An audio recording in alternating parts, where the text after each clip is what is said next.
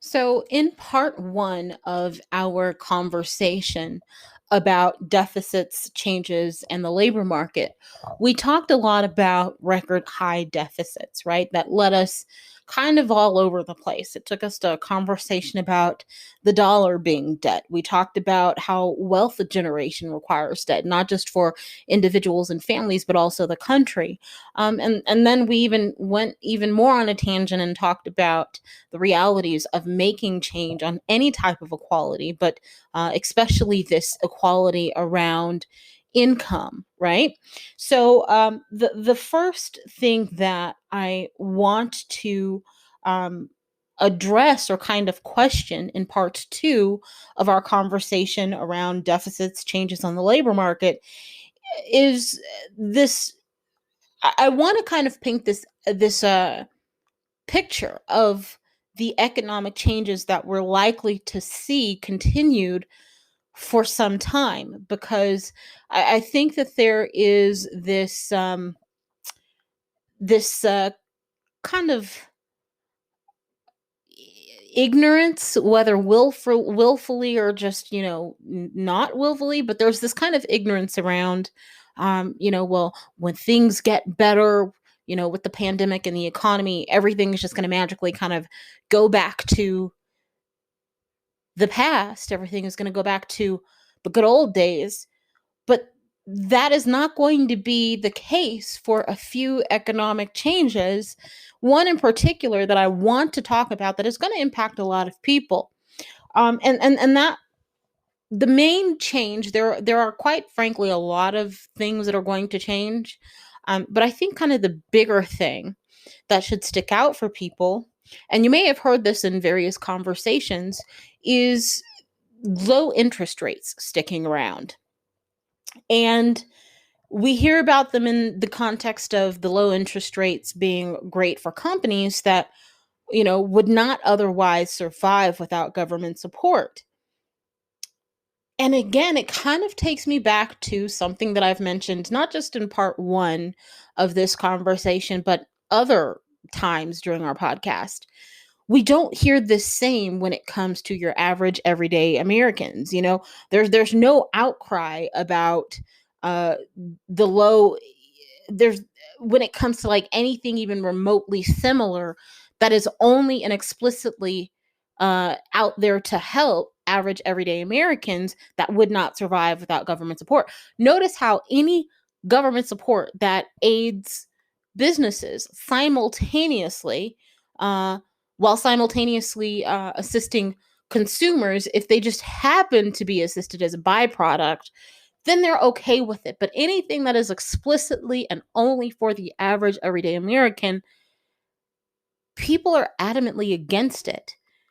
But then if we reverse it and we look at assistance that is explicitly and only for businesses, there's no outcry about that. Just kind of, as I say, peep game to that.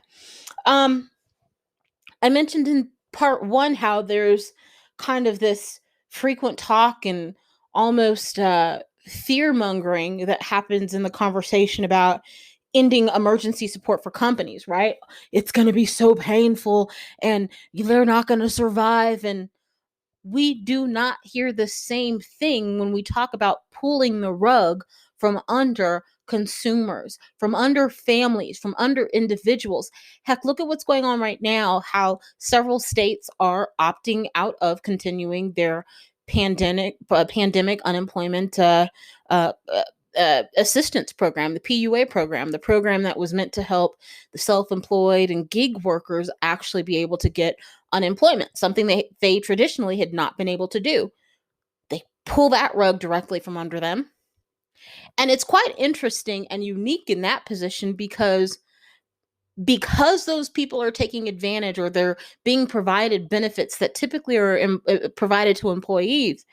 I think they're not really understanding that they are pulling the rug in a lot of respects from under business owners, the same class of people that typically they don't mind helping. Typically, they will go above and beyond to help.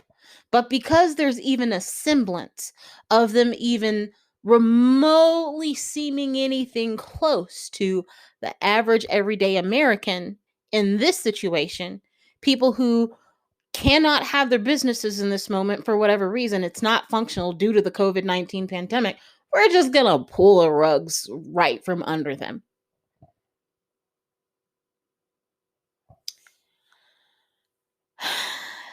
I've mentioned before that it's kind of mind boggling that a lot of people seem to have this disconnect, as if businesses are completely detached from consumers. We cannot have a situation where we only help businesses and don't help consumers, nor can we have a situation where we only help consumers and don't help businesses. Is it going to be 50-50? Is it going to be, well, we're going to give this group 50%? We're going to, no, it's not going to be that, but it has to be adequate to fit the needs and demands of both parties. And that's not what we're seeing. We're not seeing that. We are seeing people kind of describe uh, the assistance that is needed as assistance that does not have consumers anywhere in the equation. Businesses cannot survive without. I don't care how low interest you give these people. I don't care how many PPP loans you give these people. If they have no one to consume their services, they have no one to buy their products. You were just simply setting up ghost companies, shell companies. Months and months and months ago, I talked about oh gosh, I can't remember his name. He's on Shark Tank. I talked about him and how he said this very same thing. And this was early on when and it wasn't Mark Cuban, it was the other one. Well, there's like multiple, right? But this other one, he, basically was saying kind of in line with, if you've been kind of paying attention to what Mark Cuban had been saying early on about how, hey, we need to like give consumers like direct cash on a monthly basis, weekly basis, something along those lines, and essentially demand that they inject it into the economy. Same deal that this guy was saying. He was saying, look, we cannot just help these businesses and set up these ghost companies that they are, we talk about, people getting money from the government and only having that. They're doing basically the same thing with companies if the companies have no one to purchase their products or their services. There's talk about, oh, we're going to see a rise in corporate defaults if we scale back support. If we don't help these companies, they're just going to default, and that's going to just ripple across the economy and ultimately the globe, and it's going to be so bad. But what about consumer defaults? Consumer defaults have more. I'm not going to say one is greater than the other, right? A company defaults, you have a community that loses jobs, you have multiple families that lose jobs, right? That is utterly horrible. But the same can be said for a family. Yes, it's just that one family that loses that source of income, but then that turns into a consumer who is not as participatory in our economy because they cannot be, right? So it's both of these things are super detrimental. Are we going to live in a perfect world where neither happens? No, but we do need to try and mitigate either, them happening as much as possible, or we have to be more thoughtful of our attempt to actually mitigate. We can't just say, well, we're going to help businesses, but we're not going to help consumers. We're going to pull the rug from under consumers, and it's going to demand that okay, you're going to demand that they jump and get back to work. But if, oh, I mean, again, I don't want to just keep rehashing the same conversation over and over and over, but it's literally like some people don't get it. They do not get it. I bring up all the time the free market, right? there's this idea that we have this free market. God bless the free market. We say God bless the free market as much as we say God bless America.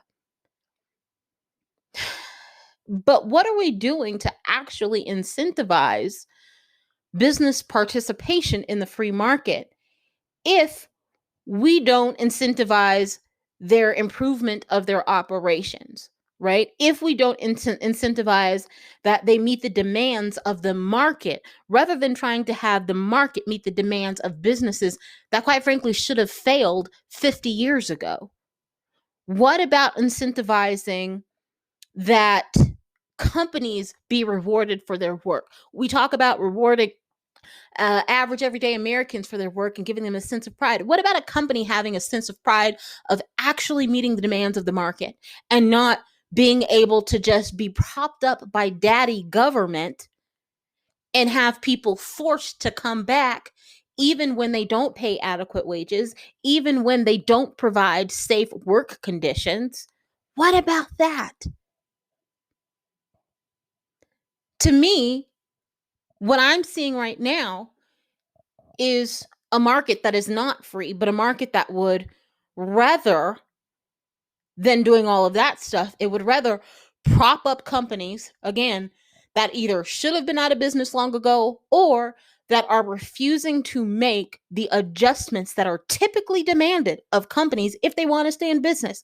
When has it ever been the norm that we fight for a company that refuses to pivot? Pivoting is part of business, right? Anybody who has started a business knows you might come to the market kind of thinking you have your business plan written and you're like, I'm going to do X, Y, and Z. But then you listen to the market, you listen to potential customers, and you find out, oh my gosh, this was my idea, but if I want to make this business work, I either have to tweak a little bit of this, a little bit of that, or I've got to completely change my business model because it does not either sufficiently or at all meet the demands of the market.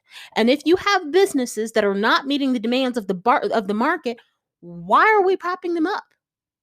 Why can't we set up a situation where the consumers in the free market that we have decide who wins and who loses, not the government saying you win, you lose? Again, some of these businesses should have been out of business a long time ago. So we're going to be seeing low interest rates. They're going to go on for quite some time. There's other things, didn't really talk about them, but this was the main thing because we really, when you listen to the conversation around low interest rates, it's really positioned to be or talked about as being kind of the savior of business across the country. It's the savior for business owners, small, medium, and large. But I point that out not because I don't support it. I actually, do to an extent. It's necessary in the situation. However, we cannot detach the assistance that we provide businesses from the assistance that we provide consumers. It's never going to be 50-50. It's never going to be we're going to give 1 trillion to them one. No, sometimes one group is going to demand more. That's okay, right? Same how we had the conversation about, a janitor never making the same as a CEO. That's okay. You didn't make the same sacrifices. But at the same time, just how we talked about in part 1, if we completely pull the rug from even just one part of this equation, because it's not just a business owner only equation, you have business owners and you have consumers. If we completely pull the rug from under the consumers, right? Even though everyone consumes technically in our economy, but the people who we typically think of as consumers, I'm going to close with this. I want you to keep your eye on the states that starting next month are going to be rolling back their participation in the PUA program earlier than the federal government has authorize them to have the PUA funding. So I want you to pay attention and see what happens in those states. We're going to be keeping a close eye at the numbers in terms of consumerism in those states. We're going to be keeping an eye on employment numbers. We're going to be taking a look also at the COVID numbers, mortality rates, because I can guarantee you there will be a connection between those who continue to provide support and those who do not.